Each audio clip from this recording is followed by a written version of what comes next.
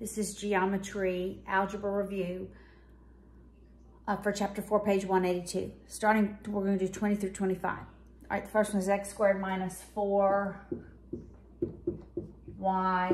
squared. All right, when we have perfect squares, the factors are conjugates. I'm going to show you what that is. All right, so what is x squared a perfect square of? It's a perfect square of x, right? Because x squared. And it only works when you have a minus. So two perfect squares subtracted. All right, this perfect square of 4 is 2, the square root. You look at that. What is the square root of x squared? It's x. What's the square root of 4? It's 2. What's the square root of y squared? It's y. All right, so we take those terms, and it's x plus 2y times x minus 2y. That only works when you have two perfect squares and they're subtracted. These factors are called conjugates. In conjugate factors, one is positive, one is negative. The only thing that changes is that middle sign. All right, number 21. Pi a squared minus pi r squared. The first thing I look for is what can I factor out of both of those terms? I don't know, lighting, you know. What can I factor out of both of those terms? I'm gonna start writing lower. That's a little hard to see, isn't it? All right, so I'm gonna factor pi out of both, and I'm left with a squared minus r squared. Again, we have perfect squares. The square root of a squared is a, the square root of r squared is r. So I'm gonna have conjugate factors, not forgetting my pi. It's gonna be a plus r times a minus r. All right, number 22. 5x cubed minus 20x. And I asked myself, what can I factor out of both the terms? Okay, I look at the coefficients, I can take a 5 out. When I look at the variables, I can always factor out, when I have like variables, I can factor out the one with the smallest exponent. So I can factor out an x.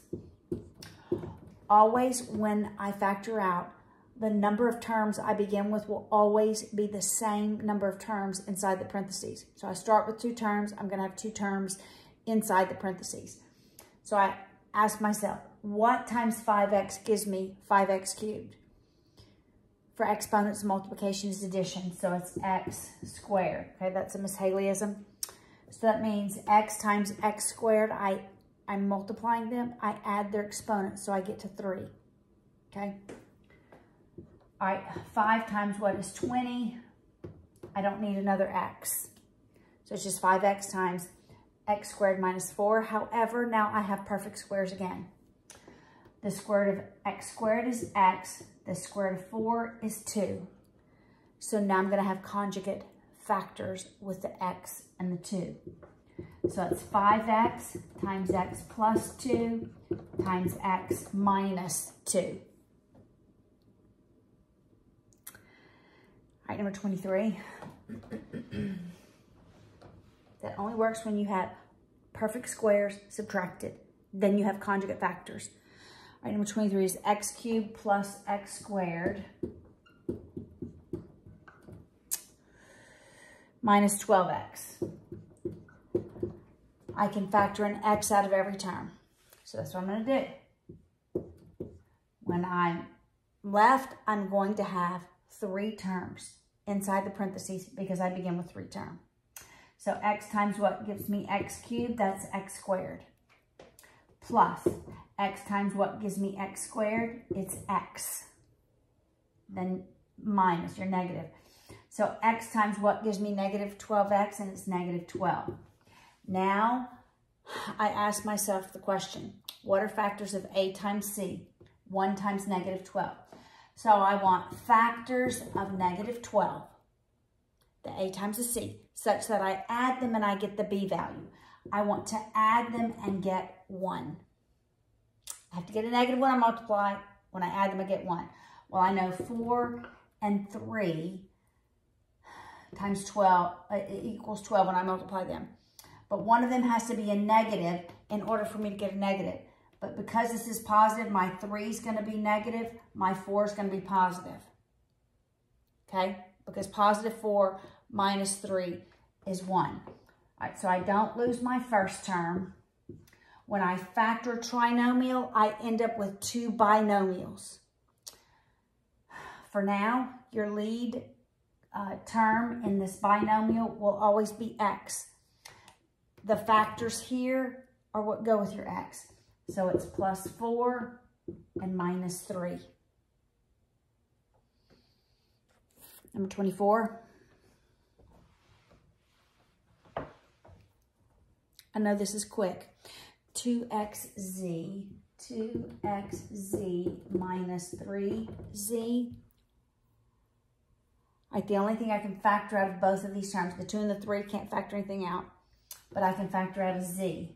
So it's going to be times 2x minus 3. Remember, start with 2 terms. We'll always have 2 inside the parentheses. When I factor, it's as though I'm dividing this by z. So I only have 2x left. I'm dividing this by z. I only have 3 left. We're going to cover lots of this next year in Algebra 2. All right, number 25, the last one. 2x times x plus 2 minus 3 times x plus 2. All right, this is a little complicated. However, there's something in both terms that I can factor out. I have an x plus 2 in the first term. I have an x plus 2 in the second term. So I'm going to factor out. It's factoring out a binomial instead of factoring out a single term. All right, so when I factor this out, I have 2 terms. So inside these parentheses, I will end up with 2 terms. All right, so what do I have to multiply x plus 2 by to get to this first term? Well, I have to multiply it by 2x. Making sense? All right, then I look at the second term. What do I multiply x plus 2 by to get to this term? And it's the negative 3.